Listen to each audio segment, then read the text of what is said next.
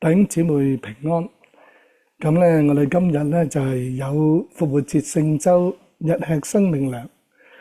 咁啊，好多謝咧大家係體諒啦。咁啊，唔單止咧，我係比原定希望嘅進度咧係慢咗啦，亦都咧有好幾次咧要用普通話嚟到錄，唔能夠咧又廣東話又普通話啦。咁大家咧都係體諒下，咁啊好好啦。咁啊今日好開心喎，可以咧用翻咧廣東話啦。咁之前嗰幾次嘅廣東話咧，我都揾機會咧會補翻俾大家嘅，因為我咧知道咧，雖然好多嘅弟兄姊妹咧都係聽到普通話嘅，即係你講廣東話嗰啲咧，你都聽普通話冇問題嘅，聽呢個華語係冇問題嘅，但係我都好關心咧，個別有一個半個啦，因為咧你每一個咧都係重要㗎，每一個咧我哋都唔應該忽略嘅。好，咁咧但係人有限啊，不過上帝恩典咧係豐富，佢會咧即係幫我哋嘅。OK，咁我哋咧就係睇下咧呢一個嘅表格。咁我哋今日咧就喺呢個表格裏面咧就講到咧呢一日啦，除酵節嘅開始。咁啊就係耶穌基督喺禮拜五咧早上9點至下晝3點咧釘十字架嘅。咁3點後咧就係呢個嘅耶穌基督斷咗氣，咁呢個亞利馬太約瑟就去揾比拉多，求佢咧可以將個身體攞落嚟安葬。咁比拉多咧又要走去揾個負責行刑嘅百夫長問清楚，咁問清楚耶穌基督真係斷咗氣啦，咁咧先至肯將個屍體咧就俾亞利馬太去攞落嚟。咁所以嗰度咧都係用咗啲時間嘅。咁攞咗落嚟之後咧，咁用呢個細麻布啦，葬咗咧喺亞利馬太佢有一個未曾用過嘅新墳墓嗰度嘅。咁所以咧就喺6點前咧好趕急咧就安葬咗啦。咁而家我哋今日咧接住呢個禮拜五6點咧，即係安葬之後嘅時間咧嚟到講啦。呢一個咧就係除酵節嘅開始。咁咧就係下晝禮拜五咧2000幾年前嗰個禮拜五，耶穌基督斷咗氣啦，為我哋犧牲嗰個禮拜五嘅下晝6點，至到咧禮拜六嘅下晝6點㗎。咁呢一段嘅時間咧，就係我哋會講到咧，耶穌基督下到陰間宣告係得勝。咁或者有啲人用，或者係聖經用傳道呢個 term 咧，其實應該係宣告得勝嘅意思嘅。中文和合本咧就翻譯做傳道呢個 term， 即係呢一個嘅寫法。其實咧應該寫宣告得勝比較啱啲。咁亦都睇到耶穌基督攞住死亡和陰間嘅鑰匙咧，係到咗樂園嘅。好啦，咁詳細係睇聖經下。咁我哋首先溫習下咧安葬嗰度。點解我哋會溫習安葬咧？因為呢一個嘅經文咧，我哋雖然喺講安葬嘅時候咧講過，但係咧我哋當時都話咧呢一個經文係發生喺禮拜六嘅白天嘅，即係發生喺我哋今日應該要講嘅範圍嘅。咁所以既然係咁咧，我哋都咧係將佢提一提啦，係咪？重溫一下馬太福音27章下。咁講到咧喺呢一個預備日嘅第2日，咁預備日咧就係嗰個嘅禮拜五逾越節呢一個咧正月14，咁耶穌基督釘十字架嗰日啦。咁啊，佢哋預備咗之後咧，就喺嗰日嘅禮拜五晚上咧，就係食逾越節晚餐啦。呢個預備日嘅意思就係預備做呢個逾越節嘅晚餐啊。咁佢哋夜晚食啊，日頭就做噶啦，日頭就預備嘅，因為嗰個係節日嘅大餐啦，係嘛？咁啊，所以係喺正月14嘅日頭就係稱為預備日啊。正月14嘅晚上咧啊，就係食呢個逾越節嘅晚餐啊。咁啊喺2000幾年前咧就係禮拜五嚟嘅啊，耶穌基督釘十字架嗰日啊。咁咧嘅第二日咁樣即係禮拜六啦，禮拜六嘅白天啊。咁啊，祭司長同法利賽人聚集咧去見彼拉多，就話啦：大人，我記得那引有人的還活着的時候呢，就曾經咁樣講嘅：3日後我要復活。因此咧，請吩咐人將墳墓把守妥當，直到第3日。恐怕他的門徒來呢，把他偷了去，就告訴百姓說他從死裏復活了。這樣咧，後來的迷惑比先前的更厲害了。彼拉多說：你們有看守的兵，去吧，盡你們所能的把守妥當。他們就帶着看守的兵同去，封了石頭，將墳墓把守妥當。咁咧，點解嗰啲祭司長同法利賽人咧喺釘耶穌十字架嘅時候咧，即係佢要求彼拉多釘耶穌十字架嘅時候咧，唔一次過咧要求埋咧揾兵丁去看守咧？喺當時咧係唔記得啊，定係點咧？咁當然喺人嘅層面嚟講咧，就可能有好多人嘅原因，但係我相信咧，仲有一個背後嘅屬靈嘅原因，因為一陣間我哋睇落去就知道咧，魔鬼發覺咧佢被打敗咗啦，耶穌基督係衝破陰間，奪過咗死亡陰間嘅鑰匙，咁佢知道耶穌基督要復活啦，所以咧佢好想制止喎，魔鬼咧就發動祭司長同法利賽人咧，就揾彼拉多嘅羅馬兵嚟守住咧，希望去制止喎。咁啊有冇可能咧？你話？咁啊魔鬼咧，佢即係垂死掙扎嘅啫，係嘛？我哋睇下耶穌基督嘅嗰個嘅生命嘅大能啊！好，喺《使徒行傳》咧2章22至23節咧，就講到咧耶穌基督咧係唔會咧死咗之後咧靈魂被撇下陰間嘅。我哋讀呢個經文啊，以色列人啊，請聽我的話，上帝藉着拿撒勒人耶穌在你們中間施行異能、奇事、神蹟，將他證明出來。這是你們自己知道的。他既按着上帝嘅定旨先見被交與人，你們就藉着無法之人的手，把他釘在十字架上殺了。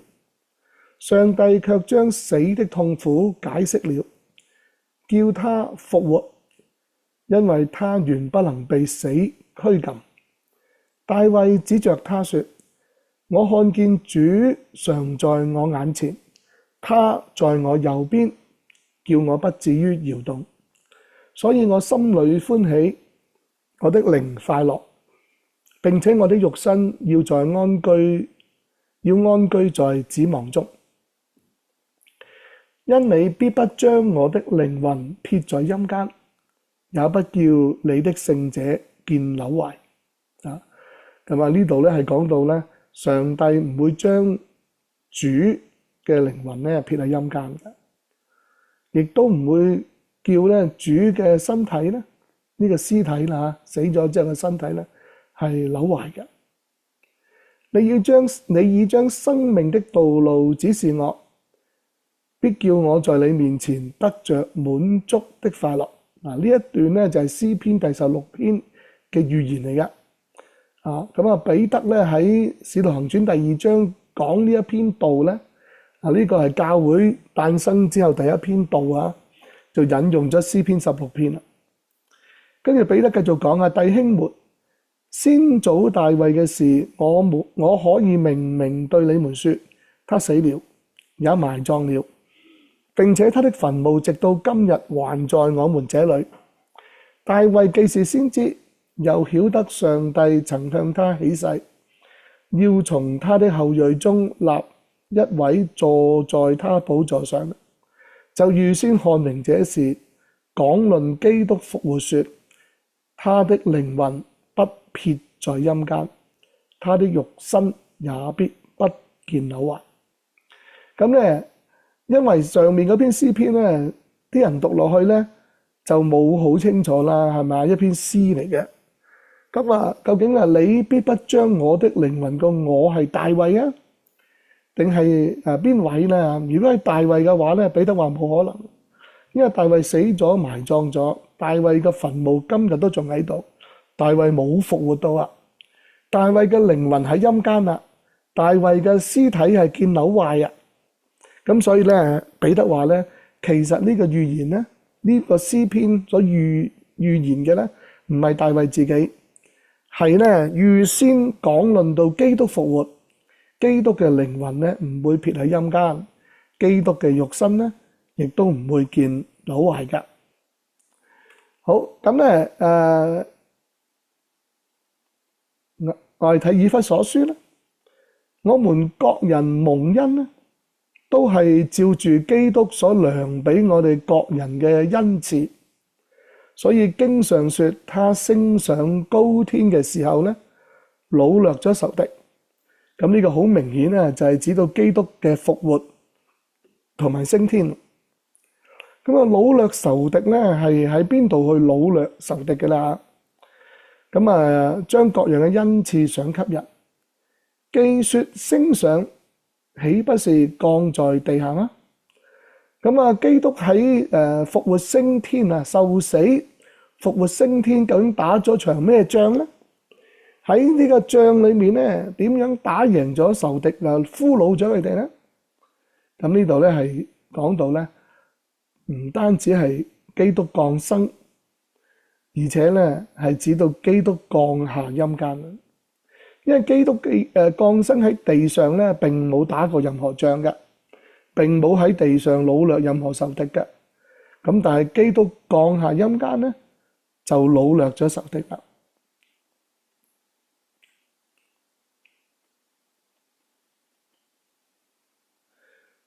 我哋睇呢個嘅哥羅西書咧，佢又咁講喎，既將一切執政的掌權的擄來。嗱，呢個唔係講地上執政嘅掌權嘅喎，呢係講個管轄幽暗世界嗰啲執政嘅掌權嘅喎，咁啊，你睇翻以弗所書第6章咧就有講嘅啦。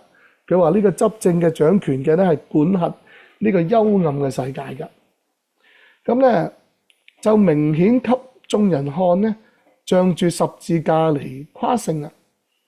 咁所以咧呢度講咧，原來耶穌基督降下陰間咧，就俘虜咗咧呢啲嘅管轄幽暗世界嘅仇敵啊！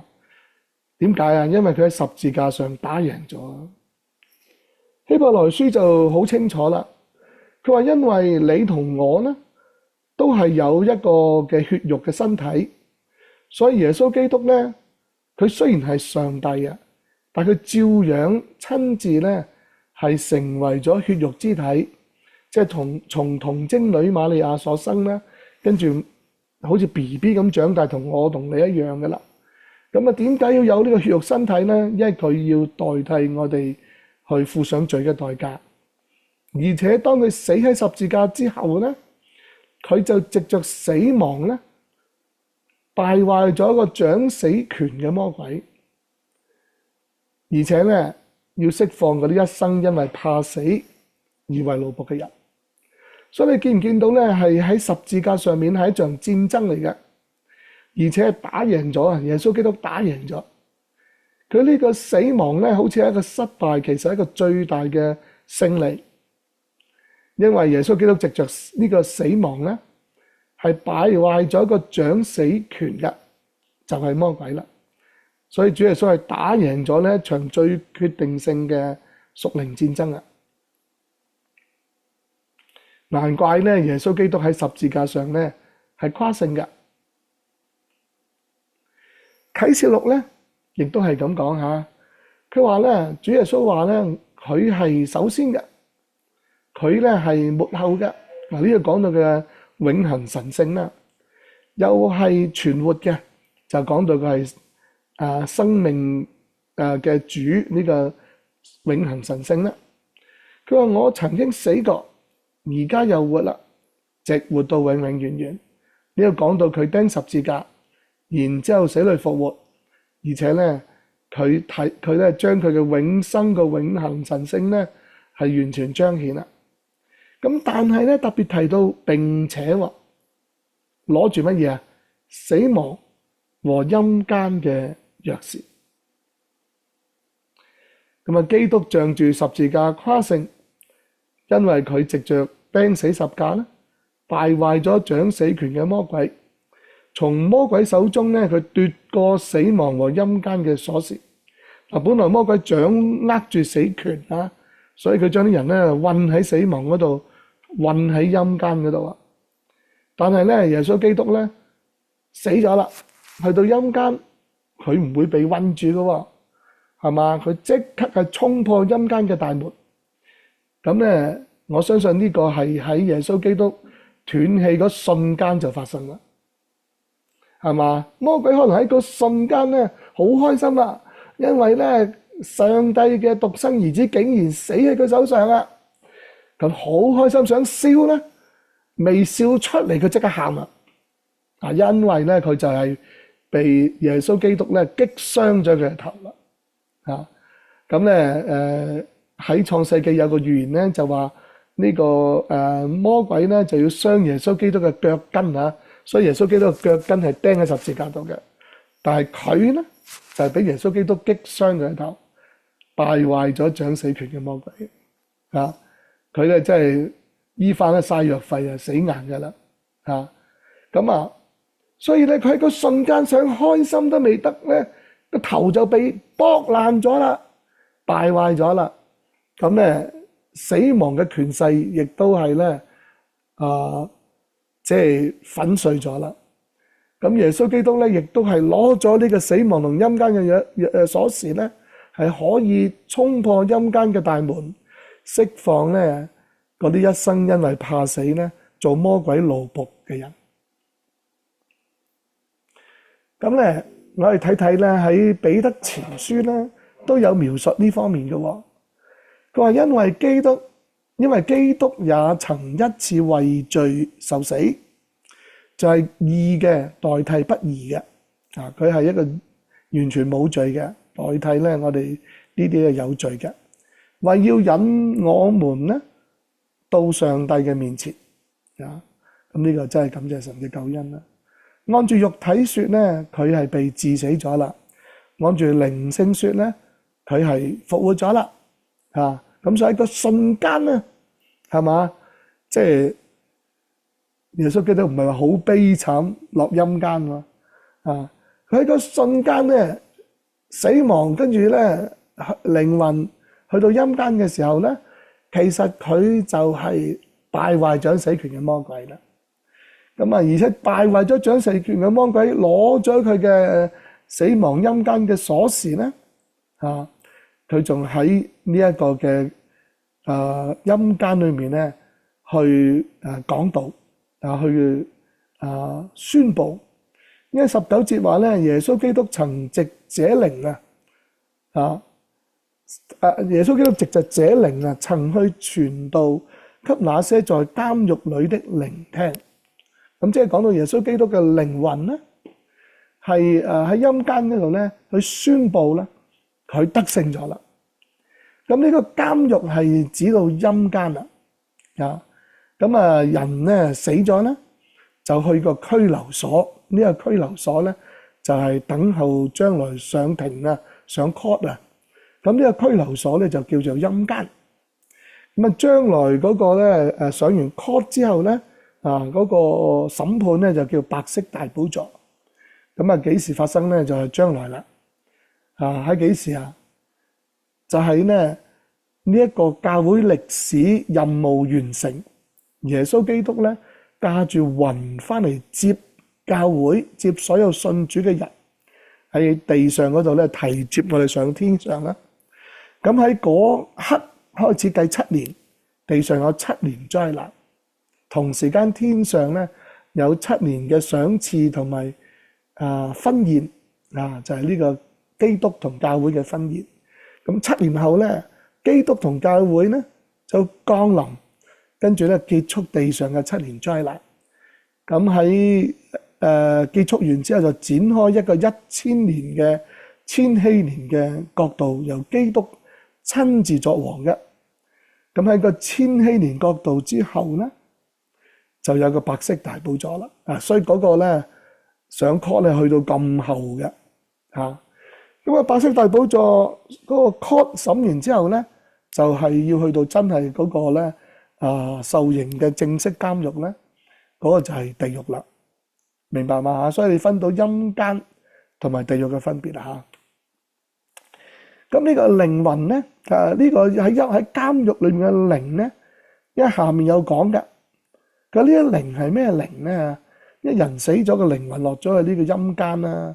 咁但係咪同所有喺陰間嘅靈講咧？咁20節咧特別講話，就係嗰啲從前喺羅亞預備方舟嘅時候咧，上帝容忍等候嘅時候唔順從嘅人咁咧，所以係呢啲嘅靈咧，係淨係指到喺羅亞時代叛逆上帝咧，去順從嗰啲不守本位嘅天使。咁有機會先講下，好離譜啦！嗰陣時有啲天使咧不守本位咧，就同啲人咧就有啲違反上帝嘅規範嘅性行為啊，生咗好多啲巨人啊，半人半獸啊，巨人啊，所以你見到人類嘅各種民族嘅神話咧，都講到呢一段嘅歷史嘅咁咧，所以咧上帝好生氣啦，認為呢個嘅情況好嚴重咧，係用洪水嚟毀滅世界。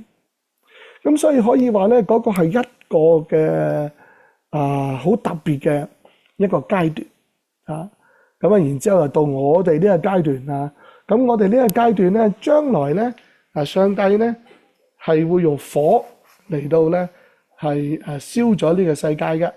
咁但係燒咗佢咧為咗有一個更好嘅新天新地。咁咧所以咧耶穌基督落到陰間咧，特別係同嗰一個世代，即係羅亞嗰個世代嗰啲嘅靈魂去講佢話咧，我已經得勝一切，打敗魔鬼，打敗晒嗰啲不守本位嘅天使咁咧手裏面攞住死亡和陰間嘅鎖匙。咁喺路加福音咧都有一段嘅聖經咧俾我哋睇到咧，就係基督喺未曾衝破陰間之前因為呢段嘅聖經咧係耶穌基督喺地上咧教導嘅時候講嘅。嗰陣時佢未釘十字架，未衝破陰間咁我中意用衝破陰間啦，因為我哋最近香港有套電影就叫破地獄啦，係咪？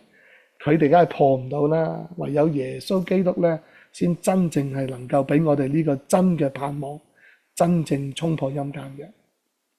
咁同一段嘅經文你睇到咧，人死咗之後咧都會喺陰間嘅權柄之下嘅。因為呢段經文咧，連亞伯拉罕都係陰間喎。不過咧亞伯拉罕嗰邊咧就係一個安息區嚟嘅咁有一個咧好人啦因信稱義嘅一個咧拉撒路嘅乞衣仔啦，佢咧都喺亞伯拉罕嘅懷裏面咧享受緊安息嘅。咁但係有個壞人咧，就係嗰個財主咧好衰啦。以前呢個拉撒路同佢乞食咧，佢都唔俾佢食嘅，整到呢個拉撒路都餓死咗。咁後嚟呢個財主一死埋咁咧呢個財主咧就係去到邊度陰間嘅受刑區原來係咁嘅喎所以喺耶穌基督釘十字架衝破陰間前咧，人死咗落到陰間因信稱義嘅人咧喺陰間嘅安息區安息。咁如果咧係壞嗰啲唔信主嗰啲咧，就去到陰間嘅受刑區咧，佢哋好痛苦喺嗰度都。我哋睇下經文啦。後來那討飯嘅死了，被天使帶去放在亞伯拉罕嘅懷裏。所以我哋離開呢個世界咧，有天使嚟接我哋啊。財主咧也死了，並且埋葬了。他在陰間受痛苦。所以佢喺受刑區嘅。舉目遠遠嘅看見亞伯拉罕，又望見咧呢個拉撒路咧係在佢嘅懷裏，就喊着說：我祖亞伯拉罕啊，可憐我吧！打發拉撒路嚟，用指頭尖蘸點水，涼涼我嘅舌頭，因為我在這火焰裏呢極其痛苦。亞伯拉罕說：兒啊，你該回想你生前享過福，拉撒路也受過苦，如今他在這裏得安慰呢，你倒受痛苦。不但這樣，並且在你我之間有深淵限定。咁原來喺陰間咧，呢兩個區咧係有一個深淵隔開嘅，以致人要從這邊過到你們那邊咧是不能的，要從那邊過到我們這邊咧也是不能的。好，咁咧喺馬太福音咧我哋喺上一次睇過咯，係嘛？就話咧耶穌基督斷氣嘅時候咧，殿裏面嘅幔子從上到下咧裂為兩半，地也震動，磐石也崩裂。咁咧呢度咧個幔子咧就係話我哋普通人啊係唔可以去到上帝嘅寶座噶。記唔記得我講過聖殿咧就有前面一嚿聖所嘅區域，後面一嚿咧至聖所嘅區域。咁一般人都唔可以入聖所啦，只有祭司入啦，係咪？咁但係一般人更加唔可以入至聖所喎，係嘛？因為咧至聖所咧只係大祭司咧一年一次可以入去嘅啫，大祭司都唔可以隨便入，一年只可以入一次啊。咁所以咧就有個幔子啊，有塊咧布幕啊，就隔開咗咧聖殿聖所嗰個部分同至聖所嗰個部分㗎，係隔開咗啊。所以咧喺耶穌基督斷氣嘅時候咧，呢一個咁隔開嘅幔子咧，由上到下好似撕裂咗咁樣，好似個餅咧俾佢擘開咗咁樣啊。因為耶穌基督為我哋擘開咗啦，佢為我哋咧可以除去咧呢一個嘅帳幕嘅阻隔。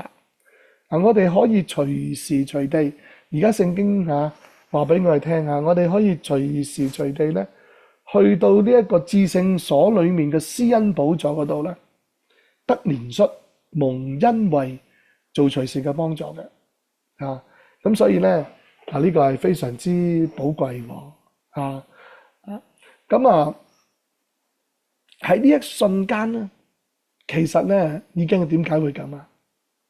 因為耶穌基督喺佢斷氣呢瞬間咧，哇！真係我難以想象，可能眨眼之間咧，又死咧，跟住咧又打敗魔鬼咧，又咧攞翻死亡同陰間嘅鑰匙咧，又衝破咗呢個陰間嘅大門咧，我哋咧係可以去到上帝嗰度嘅。咁咧喺基督衝破死亡之後咧，基督成咗從死裏復活嘅初熟嘅果子聖經係咁形容啦意思就話耶穌基督能夠復活，我哋都能夠復活啦，因為有初熟嘅果子就有其他嘅果子噶啦。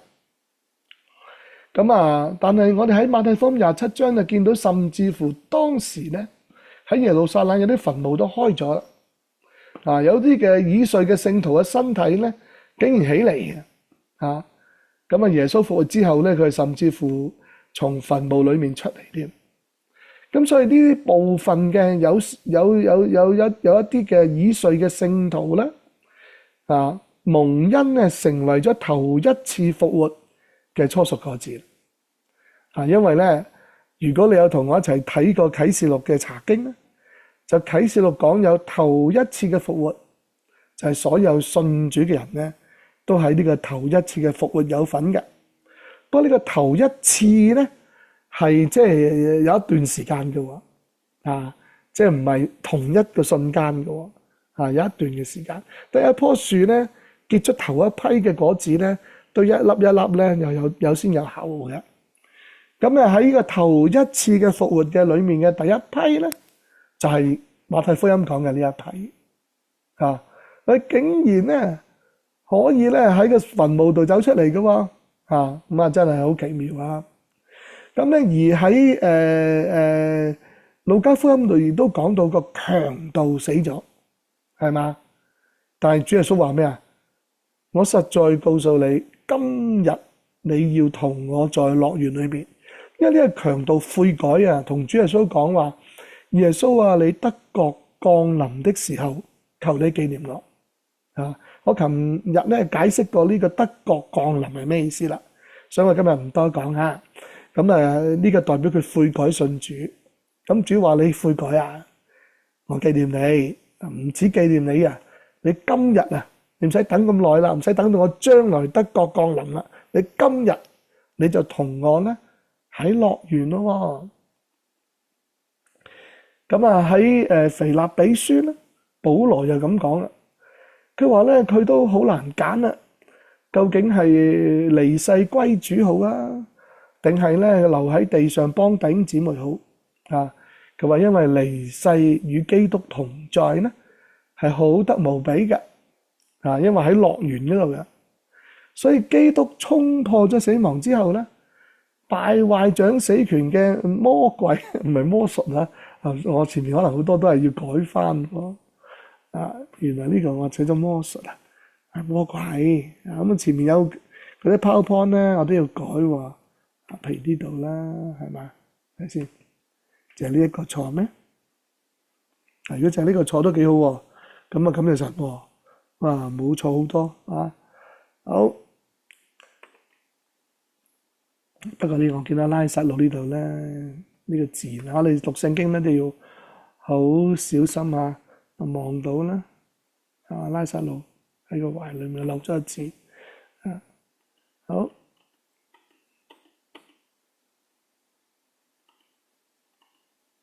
係啦，基督咧係衝破咗死亡之後咧，敗壞咗掌死權嘅魔鬼，奪過咗死亡同陰間嘅鑰匙咧，就讓因信稱義嘅人啊，唔再需要喺呢個陰間嘅安息區度等候噶啦，咁所以咧，以前連亞伯拉罕都要喺嗰度等，咁唔使噶啦，可以跟住基督衝破呢個陰間嘅大門，係嘛？一齊去到樂園嗰度啦，因為其實嗰個強盜死咗咧，都落去陰間嘅，係嘛？不過佢真係好有福啦，佢一落去佢就即刻可以同基督一齊去樂園喎，係嘛？咁呢一個嘅樂園咧係好得無比。咁而家我哋喺耶穌基督呢個衝破陰間之後離世嘅基督徒咧，唔使去陰間㗎，我哋就係直接去樂園㗎。所以我哋係咪好有福氣啦？好，咁咧，我哋就講完耶穌基督下陰間宣告得勝，同埋攞住死亡和陰間鑰匙咧，去到樂園。不過喺度咧，我都想講下除酵節除酵節。咁除酵節係一個好重要嘅節日。其實除酵節就包括咗逾越節，包括咗初熟節嘅咁呢啲咧都係我哋喺復活節嘅聖週要講嘅。逾越節就係講到耶穌基督為我哋釘死啦。咁除酵節咧就係我哋今日講嘅，係嘛？衝破陰間嘅大門，係咪？咁敗壞掌死權嘅魔鬼，係咪？咁初熟節咧就係耶穌基督復活。咁我哋下一次講咧就講到耶穌基督喺初熟節嗰度復活咧，成為咗從死裏復活嘅初熟果子嘅。咁咧，我哋先講個除酵節先，好嘛？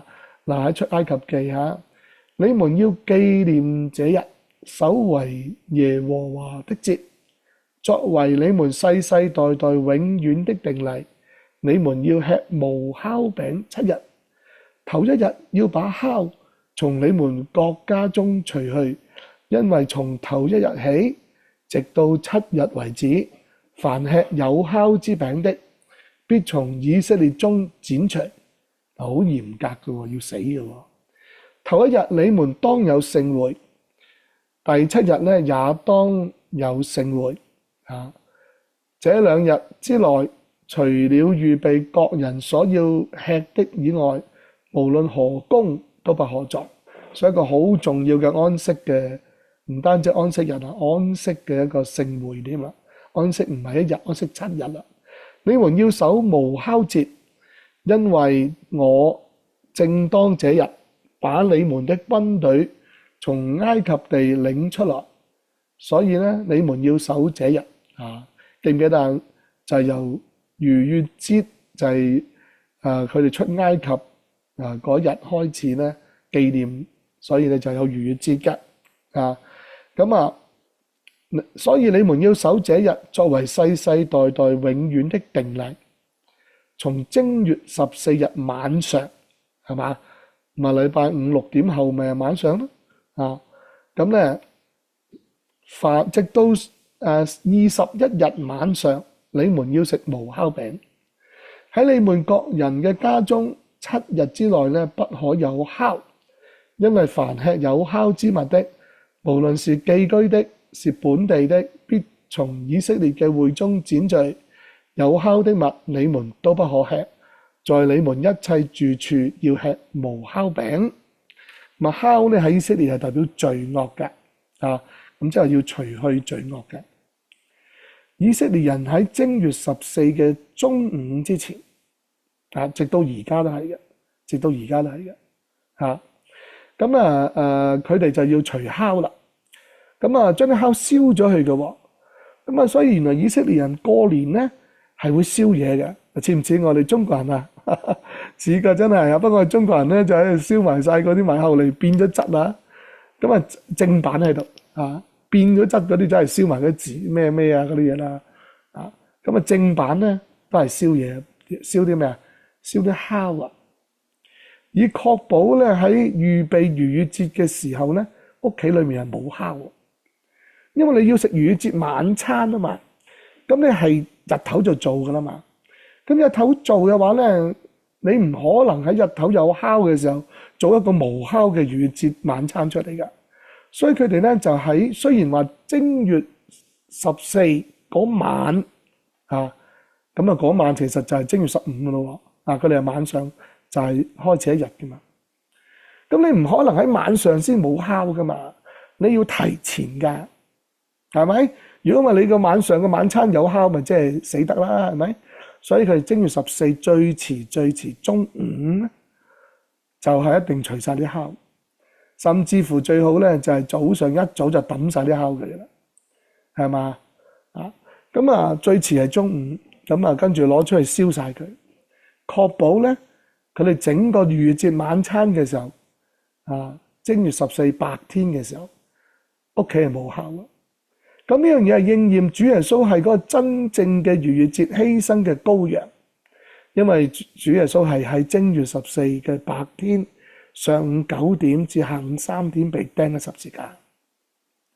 咁而佢點解要釘十字架？因為佢要將佢嘅百姓從罪惡中救出嚟，呢個就係佢個名耶穌嘅意思。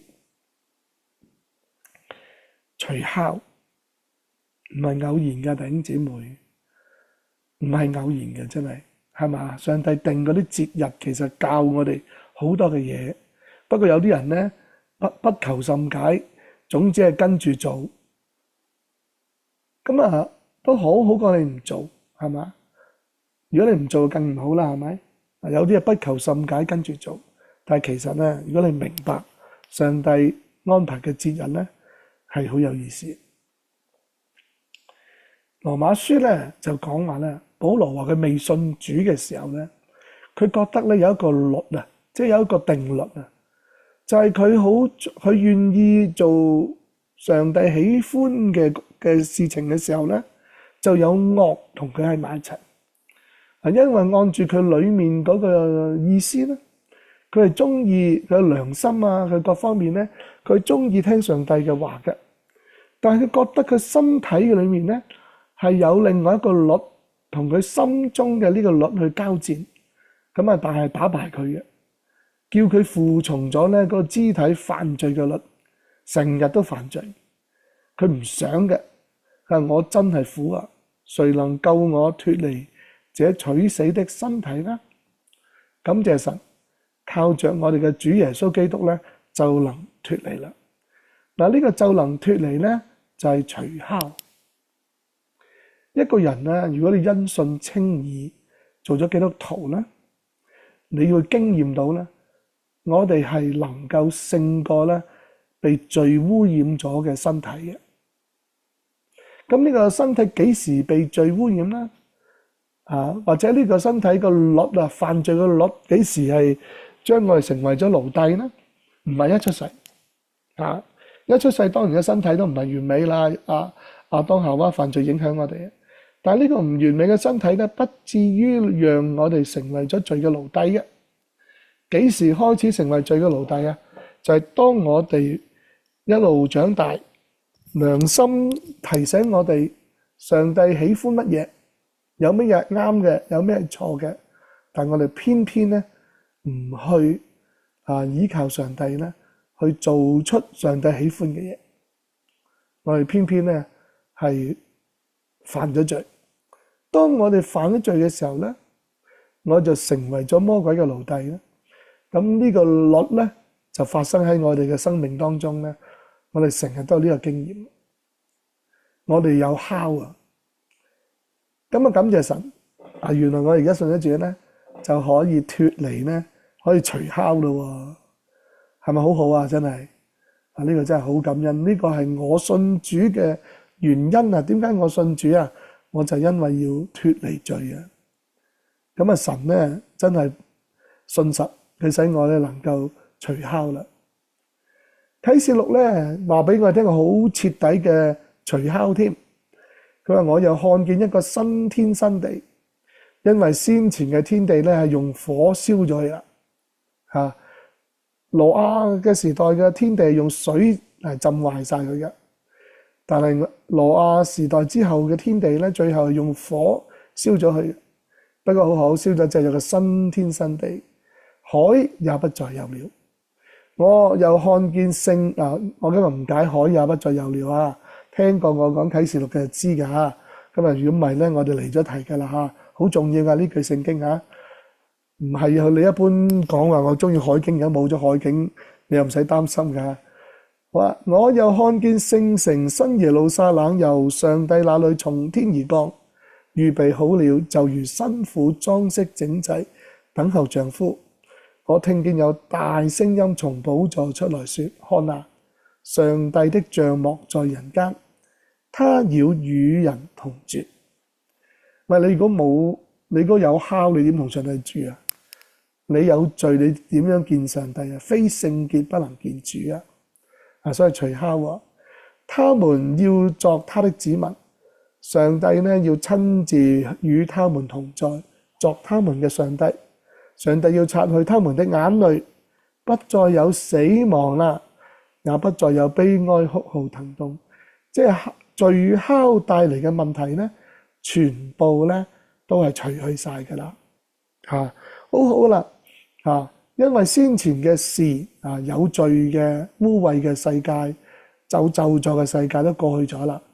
坐寶座的說：看啊，我將一切更新啦，一個冇罪嘅世界啦。又說你要寫上，因這些話是可信的，是真實的。呢個唔係古仔嚟嘅，呢個係真嘅，係我哋真實嘅盼望嚟嘅。我係為呢樣嘢而活嘅。他又對我說：都成了。哇！令我哋諗起十架七言咧，耶穌基督話成了，係咪？不過咧呢個而家都成了更徹底啦。嗰個一切咧嘅救恩徹底喺各樣細節咧都成就啦。我係阿拉法，我係歐梅加，我係 Alpha，我係 Omega，我係初，我係終，呢個講到上帝個永恆嘅神性啦。我要將生命泉嘅水白白給那口渴的人喝。十架七言講乜嘢？主耶穌話我渴了。生命嘅泉源點會渴呢？但係原來佢渴呢，佢自己傾到佢嘅生命呢，為咗將生命水白白賜俾我哋願意去飲嘅人去飲。嗱，所以我希望你係願意飲，你係感覺到自己口渴，你感覺自己需要呢個救恩，你係會信主，你係會祈禱，你係會咧捉緊呢個永生嘅道路。好似個口渴嘅人咧，佢好知道自己需要飲水一樣，好嘛？願上帝咧賜福俾你。